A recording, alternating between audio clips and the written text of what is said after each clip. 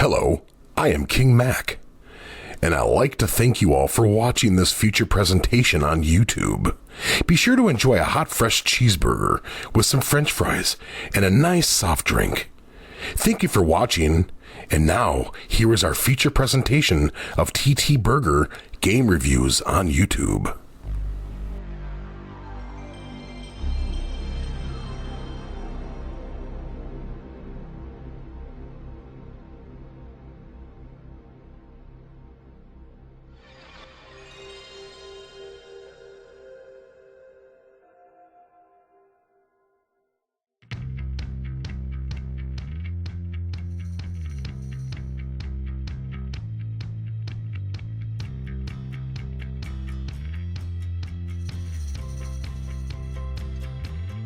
Hello everybody, welcome back.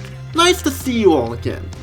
You want some more game reviews to see, eh? Want some more game reviews of PlayStation 2 games to see, eh? Well, you're in luck because welcome back everyone to another episode of TTBurger Game Reviews. Actually take that back. Welcome back to another episode of TTBurger Remastered Game Reviews, and those of you who don't know what the Remastered Game Reviews are, I'm redoing a lot of my older videos and remastering them with better quality and fix them up to how they are with my game reviews today and stuff, and just doing it like with the style of today, and that's where we're at today. Today's episode 5, we're going to look at 3 parts here. This is episode 5, part 1 of 3, and today we're going to be talking about a series that first started off in the arcades in 1983, and then got a reboot series in 2001, and stuff like that and more. And we're going to be looking at the SpyHunter series, and those of you who don't really know much about SpyHunter, let's take a trip down memory lane to 1983, back in the arcades by this game called Midway called SpyHunter, where it was kind of a shoot-'em-up action game where you were in a SpyHunter interceptor vehicle, and you were shooting down bad guys and stuff like that, and with your weapons, your machine guns and stuff, and their goal was to get the highest score. The game never ended, it kept going and going and going to where once you got the highest score and saw your score at the top, you would be in luck for sure because it would make you the champion. SpyHunter was also ported to the Nintendo Entertainment System, and the arcade version spawned a number of sequels like SpyHunter 2 and Super SpyHunter and more. And it was also ported on the Midway arcade collections and other arcade collections on video game consoles and across the board and everything. But the series we're talking about here is the series that was kind of like the reboot remake series of SpyHunter, released in the year 2001 for the PlayStation 2, and that's what we're looking at today, the PlayStation 2 SpyHunter games for the 5th generation consoles. Part 1, we're going to look at SpyHunter.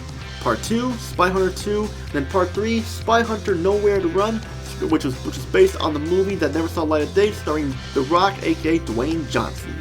And before I get started here, I want to give shoutouts to Free Green HD and SubZeroMNX for King Mac for finding the voice and everything like that, and Free Green HD for making the free to use 3D Talking Hamburger video that I use for King Mac.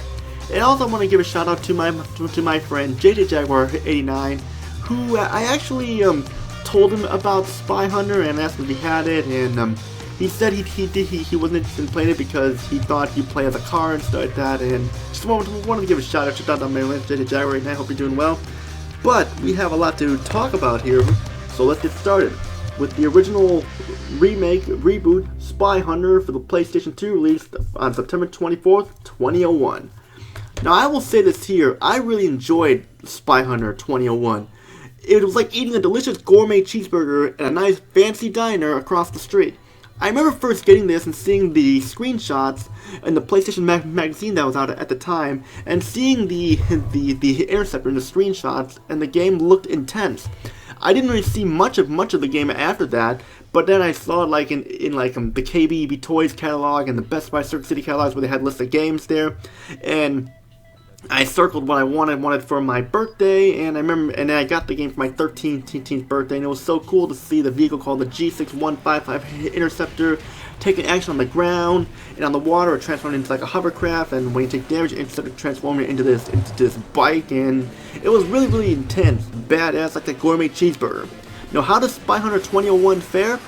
Well, for the most part, it's a fantastic game. It should not be overlooked if you have a PlayStation 2. The game was also ported to the Xbox, Nintendo GameCube, and PC, but those versions had some faults there, making the PlayStation 2 version the best of the bunch there, but that's just my opinion.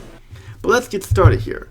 The story puts you in the role of the Spy Hunter who works for the IES, which stands for Internal Espionage Section. Your goal is to stop the evil Nostra, a corporation from Israel led by Damon Curry, from taking over the world by draining all electricity throughout the globe, with their plan dubbed the Four Horsemen. Yeah, that's what their plan is called, the Four Horsemen. Damon is also worried because he learned that the IS have sent you, the Spy Hunter, to stop them, and he believes that you are the same spy that thwarted their plans in 1983. He does not want this happening again, so he sends their army of agents to stop you, believing the Four Horsemen will be a success at the same time. It is a great story. There's not much beyond a couple cutscenes, but it doesn't need a lot of story there. It's just, you're sent to take the bad guys out and stop the plans, and that's all you need. SpyHunter, for a game released in the year 2001, has great graphics, takes advantage of the PlayStation 2's hardware. The best part about the graphics is the G6155 Interceptor model you drive. A lot of detail went into the Interceptor, and it looks really cool and futuristic looking, and it looks badass to drive around in. The backgrounds do look great with crisp lighting, explosion effects, and water effects, and more makes this a fantastic looking game. And SpyHunter also has a smooth frame rate, aside from a few slowdowns, to still make the game look great overall. SpyHunter also does well in the sound department. The voice acting is great, there's not much voice acting, but it gets the point across.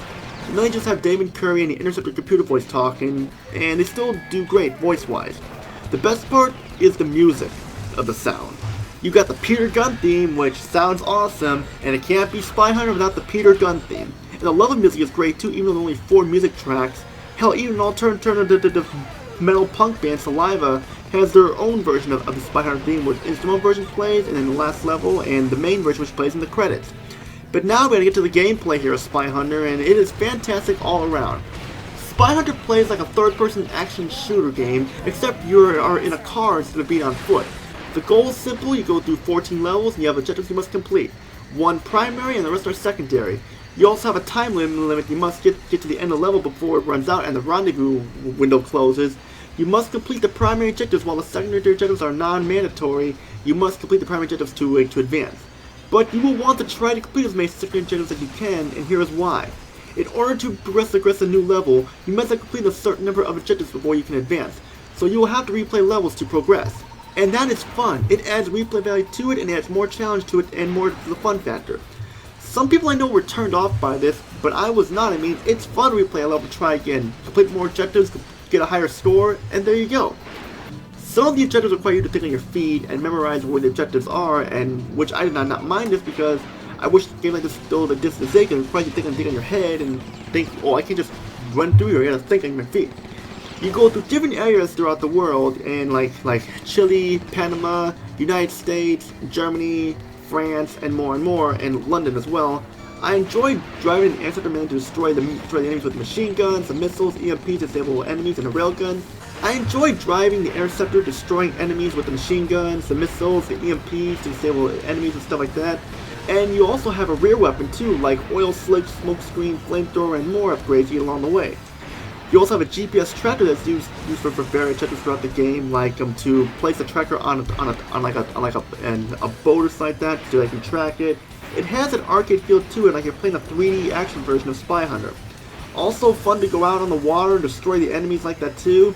You have multiplayer here as well, but it's not really as big as a single player and stuff like that. I mean, there's no co-op or so, but like you can just like do some stuff you can mess around with. But I just wish the multiplayer was a little deeper.